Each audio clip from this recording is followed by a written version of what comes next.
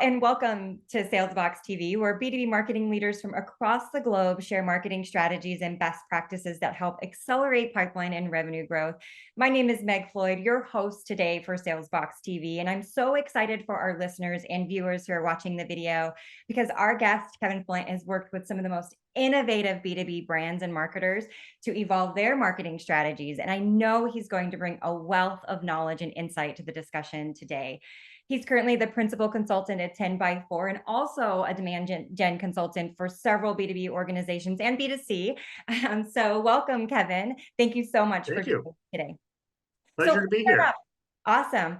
Well, let's start off. Do you want to start introducing yourself and just a little bit about your background and some of the organizations that you work with?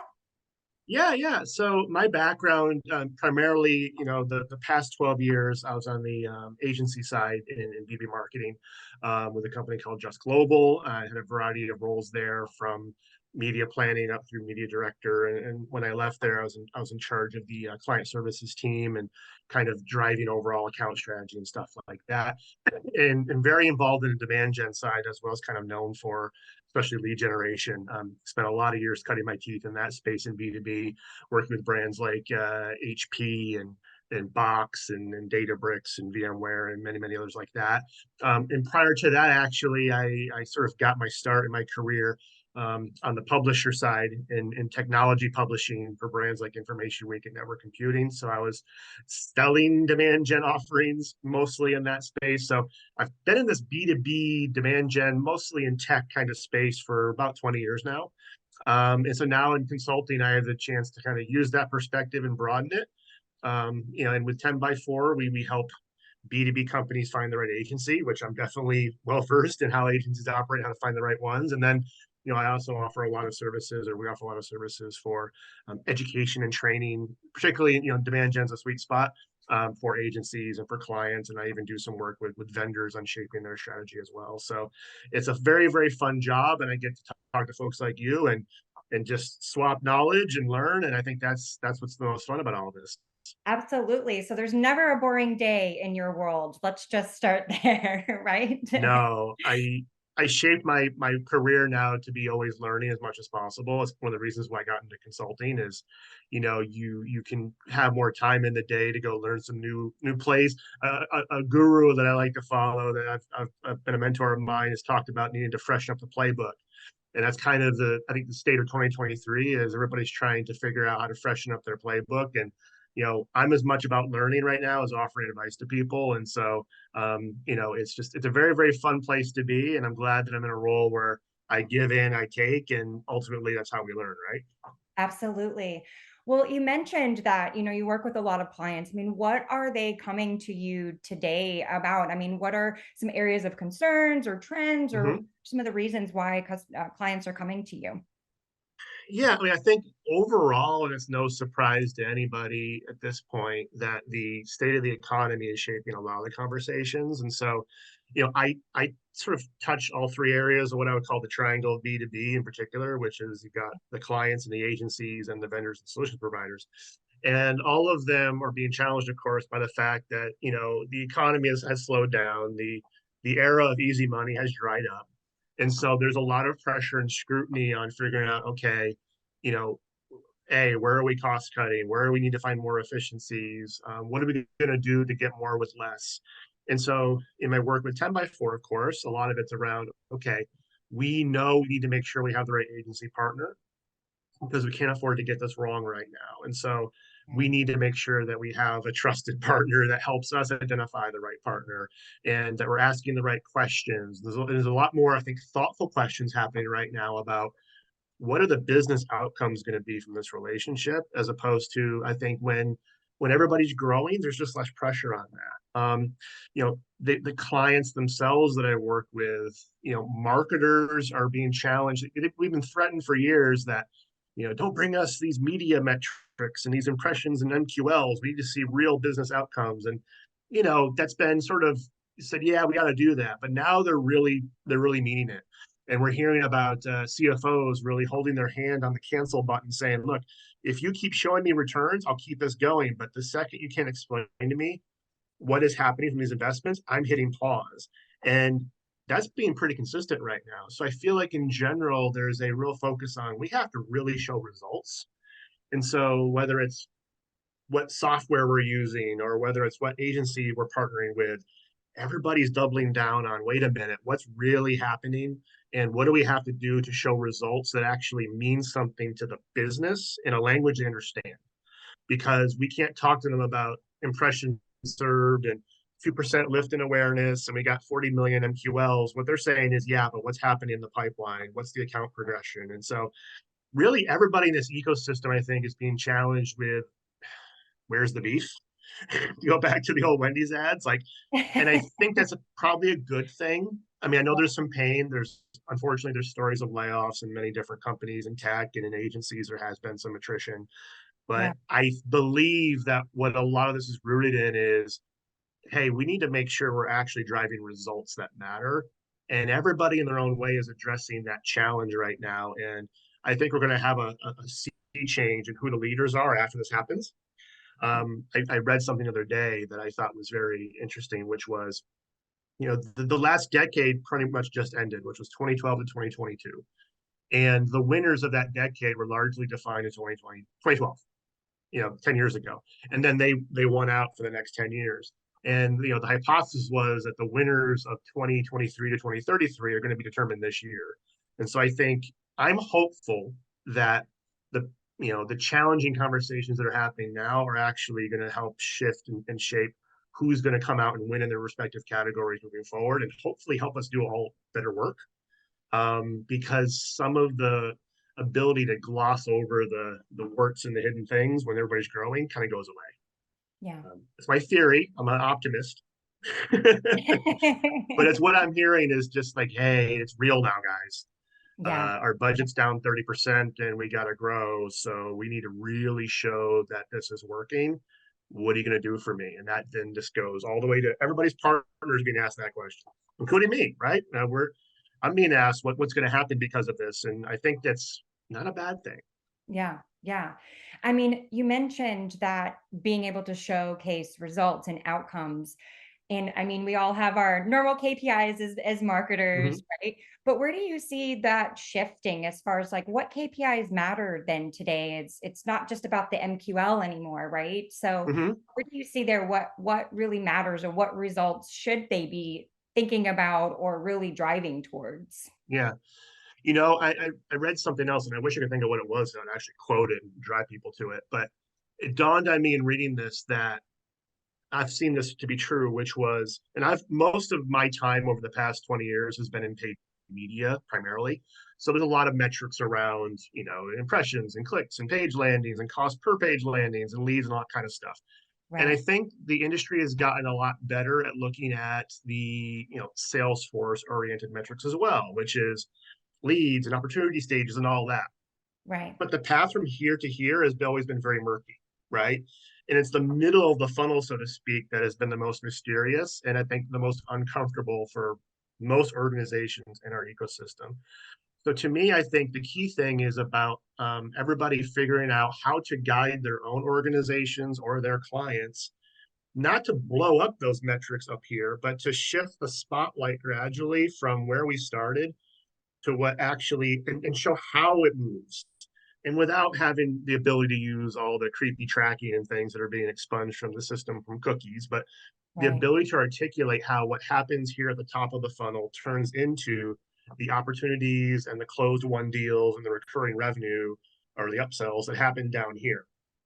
Because ultimately what the key decision makers want to know is if I put 3.8 million into this marketing engine, how much am I getting out?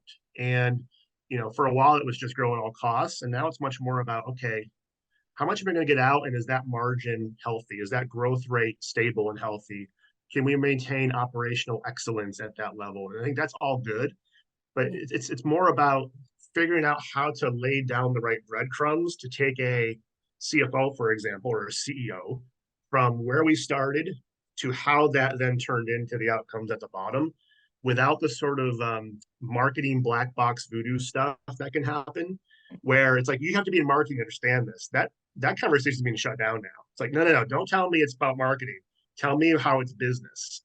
And we all know that you can't just put a dollar into marketing and something spits out, but you got to get as close as you can as articulating what actually happened. Um, so it's much more about, I think, defining how to take somebody on that journey so that what happens in marketing makes sense to those who aren't day-to-day practitioners. And definitely from a paid media perspective, that's a huge challenge.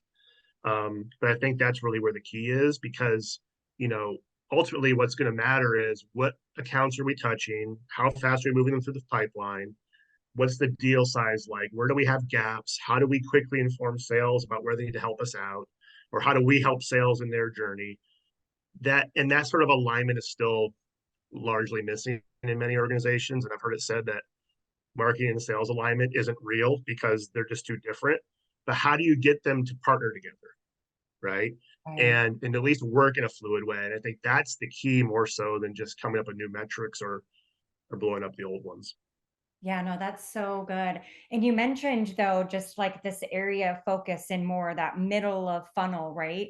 And I'm just curious, like, what are you seeing as far as strategies that teams are adopting, or just different kind of trends or things that you're seeing there to really engage accounts and much greater at that middle of the Mm-hmm. funnel, where a lot of pipeline seems to stall or maybe perhaps go dark. Just what are you seeing as far as teams are doing to shift their strategy to really accelerate that pipeline? Well, I mean, the first thing I'd say is that there's definitely a huge movement in focusing on go-to-market strategy, which is its own huge thing. There's folks like Scott Vaughn I would point to that are really, experts in this space. And, you know, it's clear to me that like within boardrooms, like that's a huge emphasis, which is like, how do we organize our teams? How do we organize our data? How do we just define what we do and how we do it in a way that's going to reflect the business that we are in the future versus what we are now? And I think for most, they're still in the early stages of that. So it's still too early to say, I think, about um, what's really working in that area, because I feel like that's Yeah. real time happening right now. Yeah. I'm happy to know that the conversations are happening and that the need and the gaps have been identified. But I think, really that's what's being asked right now is how do we do this? And I think it then comes down to, in everybody's own way, what technology do we already have that enables us to get the information or tell the story we need to? What is the technology we have that we don't need, that doesn't fit that mold anymore? What's outdated? Yeah. And who are the people and the skills we need to do that as well? Because in a lot of cases, people kept building on top of the stack we already had, the people stack and the tech stack. And we're in a situation right now where some of the people and some of the tech are being shed. And I think a lot of that is towards like, what do you need now to fit the actual go-to-market strategy we'll have moving forward? And so I think those exercises are happening in earnest right now. And I'm actually doing as much reading and learning about that as possible because it's fascinating, first of all. But it's Mhm. also going to then let me know kind of what trends are working. Because like I said, I think that's kind of the name of the game right now is, what is the answer to that question? And I don't think it's universally understood yet.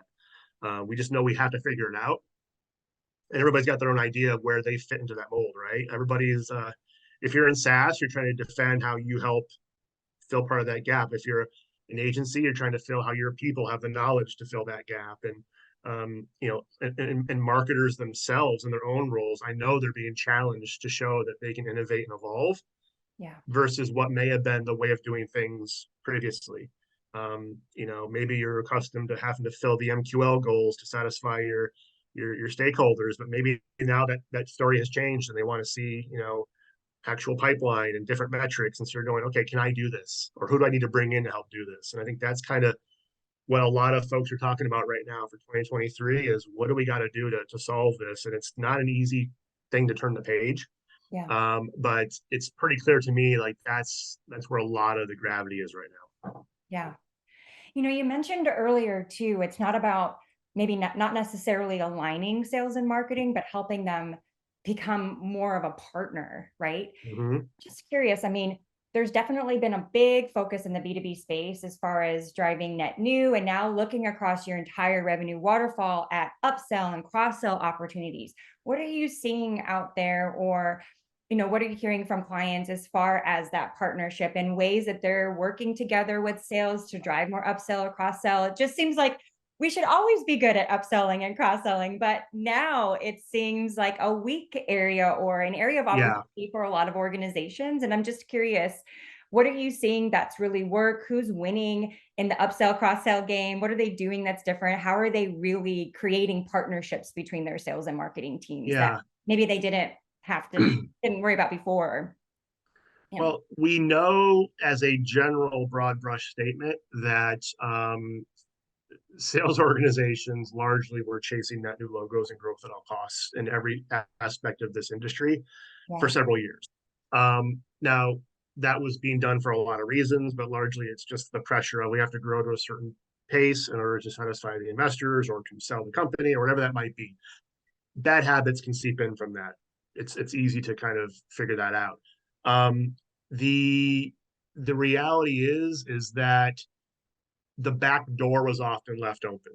I used to talk about this on the agency side, which was you landed 8 new accounts, but how many are potentially walking out the door because we took our eye off the ball, or Right. we moved resources to this new shiny object, but if we now pulled from what we needed to satisfy the client over here. And so I think in this economic condition we're in right now, which I doubt as many companies think if they hit a certain number they're going to sell and make a ton of money. So now it's a little bit more about, okay, is this a profitable business? Are our margins clear? Are we building a foundation that will lead us to be able to grow sustainably for the next 3 to 5 years? Versus thinking there's a race to a certain point and then it's like, great, I'm going to sell it and it's their problem to make this a real thing. And I Right. think as part of that, marketing and sales, as these conversations are happening and we're talking about entire go to market shifts, it's even redefining what those roles are. You hear a lot now about revenue marketing Yeah. or revenue teams, like that language even indicates that people's jobs are being redefined, that they're Yeah. being measured in different ways, that the reporting structures are different. Some of these are experiments, some of them will stick, some won't, but it's pretty clear to me that those are all indicators that you know the way that we were trying to do it probably wasn't getting the job done. So maybe we need to structure ourselves in a different way so that people are chasing a goal that is complementary. Yeah. And that hasn't been the case in many cases. We've known that, marketing is trying to check the box to show they did their thing and sales is over here. And often they're at loggerheads just because their own motivations were different.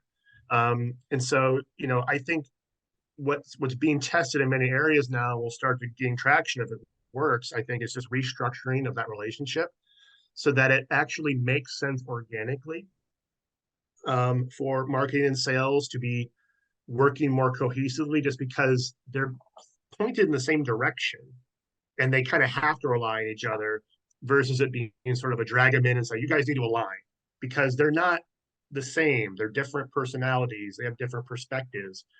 But if you point their goals into a direction that converges, it just starts to work. So I'm very curious to see how some of these, you know, revenue teams, rev ops teams, whatever they are, what those success stories look like. Because I think the template for a successful organization is going to be very different in 18 months than it did in 2018. And that's going to, I think, come from this period we're in where there's a bit of a disruption happening and a new generation's coming in and I'm sure going to have some new ideas and I'm excited to see it, but it's going to be a lot of test and learn, I Yeah, no, that's fair point for sure. think. So I'm curious, where do you see budgets shifting now? I mean, a lot of it was focused on demand gen, like you said, driving net new Mhm. logos, that top of funnel. It's now kind of shifting. So where do you see, budget really being spent more so than maybe a few years ago? It's like a big shift towards this one Yeah. area or channel or tactic than maybe you haven't seen in the past. Anything there? Yeah. I mean, generally speaking, budgets are smaller, and that's not a surprise. True. Not Mhm. everybody's budget, but it's a pretty common theme. There's a lot of tightening of the purse strings. Yeah. When you have this type of thing happening, it is common to have the pendulum swing from brand to demand. If we use the old school language, really, it's like, hey, we need to drive. Let's make sure we're capturing every interested account that we can. Let's focus more on getting people in to convert. We got to grow, grow, grow. Let's go, let's go, let's go. Sometimes it's done too much and it sacrifices brand power, but in general I think what's going to happen is you know when you talk to more startup culture, startups or some smaller companies, they've already in many cases adopted a shift in language where to them demand generation was top of funnel building of the brand, and they'll say demand capture is where you get your leads and your conversions. Whereas the more traditional language, and of course what I was using often with my clients and more enterprise sized companies, was demand gen is getting leads and brand is the stuff that happens top of funnel. Well, Mm. if you have the word brand in your budget right now, good luck keeping it, because brand doesn't drive sales, right? Brand is wishy-washy marketing voodoo to a CFO. So I believe that the relabeling, so to speak, of awareness or brand building as demand generation, and then reframing whether it's leads or demand gen as demand capture, using the word demand on both ends. This sounds like manipulating of the language, and it kind of is, but I believe it's going to take off on the enterprise side as well, because it makes everything, it implies that everything you're doing is focused on actual performance, as opposed to having this like luxury budget of brand awareness that's kind of like, well, we can probably afford to cut that because we got to focus on fueling what's happening down here. So that's just one little thing. Like I think the term brand is going to be out of fashion, and even if it's the same thing, call it something different.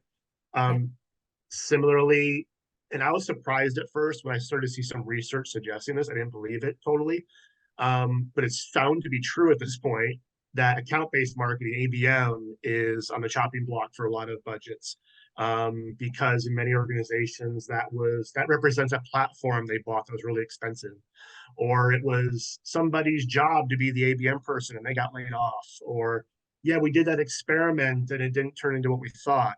A lot of those ABM experiments, largely if they're focused around a platform or an ABM in a box type thing, Yeah. those are now seen as expensive line items if the organization didn't totally adopt ABM as a strategy and thought of it as a program or a project. So I'm seeing a lot of quick highlighter, change, control, alt, delete of ABM and just saying, look, that's just our marketing approach. That's a big change for next year. I mean, there's entire teams that had really gone hard on ABM, and I can see now there's some whoa. Let's just consider the fact that ABM is really B2B marketing. Yeah. So just don't use the label ABM, and it'll stay on the plan. Yeah. And as Sure. I talked about, the other thing that's just happening is this shift towards finally now we have to talk about metrics that matter to the business. So please, marketing, kicking and screaming, we need to drag you into where you and sales are reporting back on results in a way that the business can have confidence in and understand.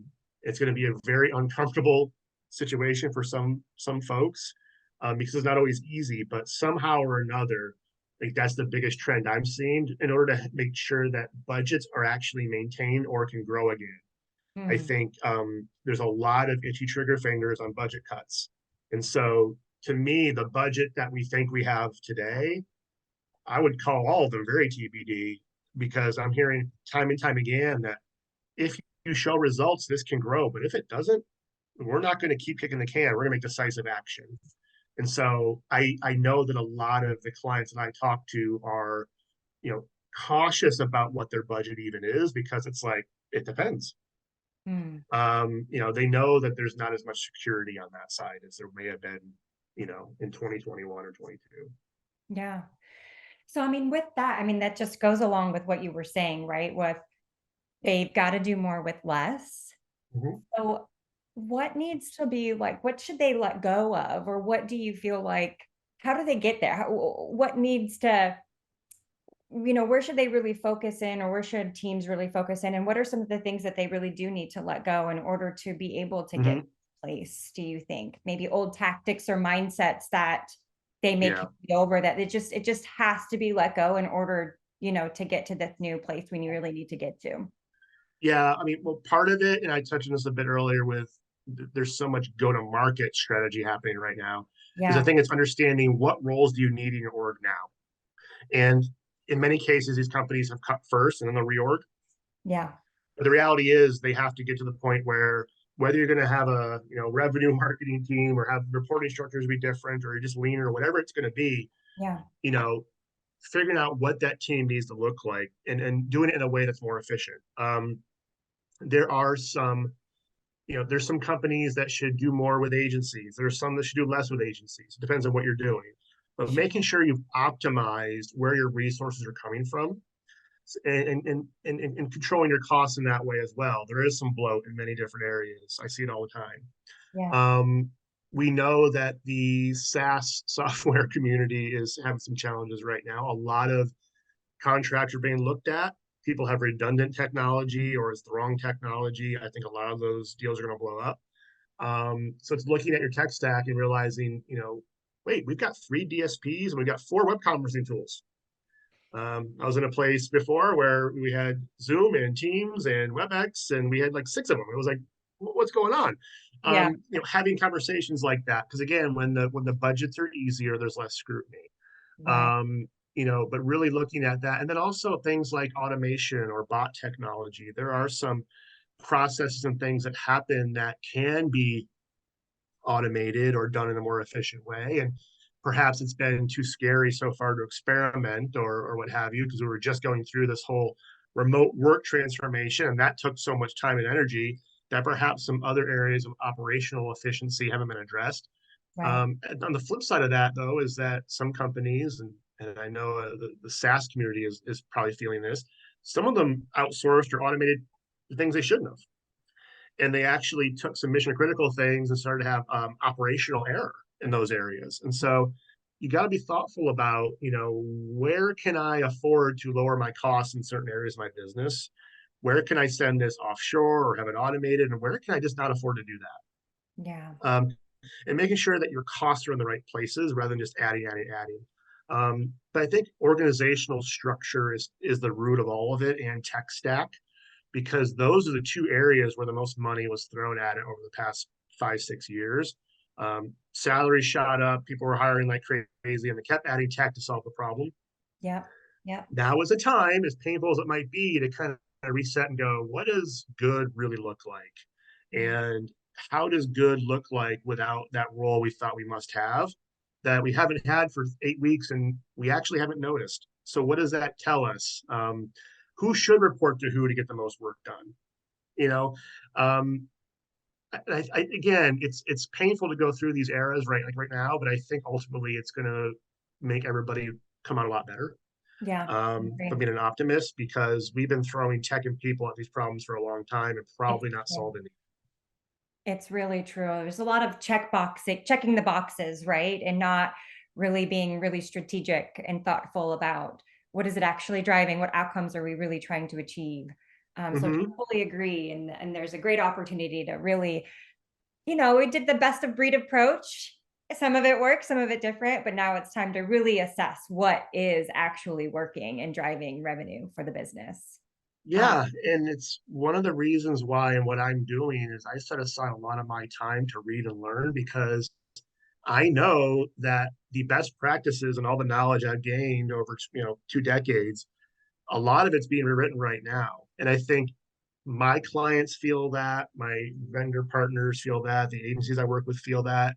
So I think it's okay for everybody right now to understand that you're uncomfortable, but so is everybody else, yeah, because we're in one of those moments when we know change is happening. It's just more obvious to us than it often is that it is happening as we're in it. yeah, Sometimes these things happen more subtly. When COVID hit, the remote work just happened all immediately, and you knew it. And this is another time where you kind of know it's happening. Others have been more subtle. Um, so I just think I encourage everybody, like, learn, step out of your own comfort zone, challenge your preconceptions, bring in outside perspectives for sure, and be willing to even have your own job redefined, as long as it's in a way that's going to actually speak to the needs of the business moving forward. yeah, If you're still addicted to, like, yeah, I know we're supposed to measure account velocity, but I still need my 10,000 MQL. Like, if you can't let go of those measurements, and as an organization, if you don't take the brakes off and say, look, we're not going to judge you on outdated metrics anymore, then that's where you can get to progress. But the more resistant some folks are to letting go of the old way, the yeah, longer it's going to take for them to get ahead, and they may actually fall behind. So I think, to me, if I'm a CMO, if I'm a CEO of an agency, like, having a strong point of view on these things and being willing to have bold change is going to be important, because playing it safe, I think, ultimately is we playing it very risky. I think, you know, your solution or your approach may not ultimately work forever, but like, get your point of view together, get your go-to-market strategy and put it into place and let the chips fall where they may. Yeah. But nibbling around the edges isn't going to do it. So true. So true. You Mhm. mentioned what does good look like earlier, like really assess and really think about what does good look like for our organization. I'm curious, what does a good partner look like for some organizations when they're searching for partners, or like you mentioned, looking Mhm. at outside sources to help with kind of get through these changes ahead? What are some things that they should be looking out for, some skills or expertise that they should really, some of the requirements that they Mhm. should be looking out for a good partner? Well, I think it always starts with, the concept of fit is super important to us at 10 by 4. And again, this is in the context largely of agency client relationships, but it also works with clients and vendors. Yeah. Anybody you're working with in that sort of ongoing capacity with people working with people. Do the organizations have a fit when it comes to the skill sets and experience that is needed to do the job? I think cultural type of chemistry, interpersonal chemistry is important. Do Sure. these people work together well? Are they going to have a, a similar enough outlook on how to work together, and the ability to handle things like challenges and conflicts, and I think honesty and give and take and that sort of thing. Yeah. Um, it's often important for these organizations to be in a somewhat similar place of their growth trajectory. There's a sweet spot of, you're my most important client and you're my most important vendor. When that happens, um, if you're my most important vendor and you're my least important client, that that tends to be an issue, right? And so I think having some organizational, I guess, fit in that way as well as to where the businesses are going. But really, it's all about people. Everything that I do is about understanding how the people are going to work together, because our assumption is the tech is there. It's not always the same, but for the most part, having a tech stack is kind of table stakes in what we do. It's true. But Yeah. really, it's about who are the people and what's the thinking and how are they going to work together. And then things like respect and honesty, and I think having a strategic point of view and being willing to share it. But the other thing I'll mention is, if you're seeking to get a client for whatever you do, whether you're a vendor or an agency, also know what you're not. Hmm. One of the most powerful things that I find, and my partner Ashley and I find in talking with so many agencies in particular, but I think it also applies to anybody in the vendor community. The Yeah. most powerful and positive thing I can hear sometimes is, yeah, no, we don't do that. I love that, because it tells me that you're willing to be honest and direct about where your focus is, Yeah. but also that you're not trying to be everything to everybody, and you understand where you fit in, and what you do well and what you don't. Hmm. I'm always trying to figure out where something breaks, and I think to be able to own where, yeah, we do this really well, but we don't do that. We do this. I think when those conversations happen more honestly, um, you have a much better long-term relationship. And I think that's something as well that hopefully comes out of this little bit of disruption right now is, Yeah. the race to grow caused a lot of people to say yes to stuff they don't do or can't do or never done before. Yeah. So, oh And my goodness. It's like a marketing's nightmare and though. yeah, this company that I'm presenting was a pitch in a hotel room last week, but trust me, it's great. Like that that stuff, you can kind of spot it, and it's been Yeah. a bit of a sore in my eyes. Yeah. I think now it's more about getting to the real, and I think, yeah, again, in this entire ecosystem, it's defining who we are as a company, what we do, what we don't, and how it can help you, and to be super focused on the customer's needs and just focus on that.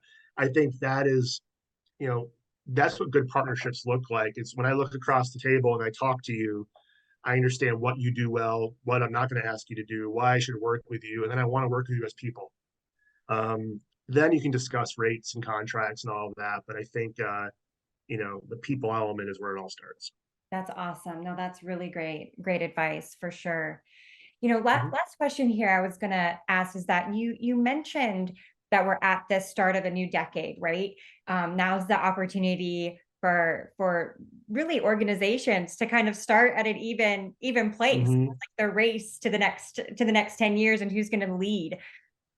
I mean, a lot of people would say that there would be some risk, or others may say there's a lot of opportunity right now, right? Maybe risky for some, but an opportunity for others. What do you think is the opportunity? Like, where should organizations, or where are opportunities for them to really disrupt or to really just step out ahead, if they adopt certain things or if they take certain actions forward in the marketing space? Hmm. What do you think is going to make other organizations pull ahead in this time right now? Well, I'll address it kind of in two buckets. So if you Okay. think about your category leaders and your challengers, they actually do address it in different ways. In any sort of economic downturn, all the data, if you're in advertising, you geek out on this stuff all the time, and we like to parrot it. But if you look at any sort of recession or even depression or whatever it might be, economic downturn, the companies that invest a lot and do good marketing during those times tend to go way out ahead and stay there for a long time. Mm, So the established companies in whatever area they're in, vendors, agencies, clients, whatever they are, they do have an advantage in that they're probably outspending their competition and can afford to stay in front of people and keep going when others might have to pause or reassess. right. That's their advantage. But there's a very different advantage actually that the challengers and the younger companies have, and that is that they can be more agile. So Yeah. if you use the shipping analogy, it's easier to turn around a speedboat than a large barge or a massive shipping container ship, right? Yep. And Yep. so if you don't have as much bloat and people and all these different things to begin with, and if your product catalog isn't 40,000 different products yet, you can probably pivot and change and maybe restructure yourselves more quickly. If you're a digital first company, if you adopted remote work 5 years ago as a huge part of your organization, if you already started to embrace how you use contractors and consultants, and if your offshoring was already kind of well sorted, you might already be ahead. And so I think the disadvantage, of course, of the smaller companies is budget, but they also might be able to change quicker. Mhm. Which is one of the reasons why I think a lot of these big, huge companies have taken decisive action to start, frankly, having layoffs. Is they knew that they had to start this more quickly and get their house in order and start to make more significant change. Hopefully, most of them are organized than say Twitter, which has kind of just been like shoot first, ask questions later. But if you have a plan around it, I think you can do it. But the smaller companies, I think ultimately many of them will become the new leaders because in this moment they will have made the right changes more quickly. They'll have experimented with the right things more quickly because there's just less politics and internal strife and hoops to jump through. Totally. While as others, they will have tried and failed, or they just got outspent by the big guys. So, in all likelihood, what you're going to find in each category is a couple of challengers become leaders, a couple of leaders fall behind, and then there's a few that were there at the top that are still there. And that kind of happens over and over again. I expect it to happen now. So if I'm trying to challenge in a category, I'm thinking of it as how can I grab one of those top spots? But I got Right. to be smart with my money. And if I'm one of the big ones, I'm thinking how do I avoid getting essentially dropped into irrelevance by somebody that's a little bit quicker and more agile and can kind of just outflank me. Right. Um, and it depends on where you sit as to how you look at it. But there'll be winners in each bucket, I guarantee you. Awesome. Well, thank you so much for such a great conversation. I've learned so much today and just really appreciate your time. Absolutely, it's been a great conversation. I hope this is informative for anybody else, and happy to have anybody reach out if they ever want to talk to me. And these are great chances to learn and grow as a community. So thank you very much, Megan, for the platform. Absolutely. And real quick, Kevin, how can people get a hold of you? Do you have your website, or I know you're probably on LinkedIn, but Yep. any The best way, most of my business and these days runs off of LinkedIn. So find me on LinkedIn if you search for my name. awesome. Kevin.d.flint@gmail.com is my email, or Kevin at 10 by 4, it's 10x4, is how it's spelled. But yeah, I'm pretty easy to find and, happy to have a conversation and see if we can partner together. So again, appreciate the platform here and the time, and hope everybody has a great start to their year. Awesome. Thank you so much, Kevin. Have a great day. Thanks, Megan.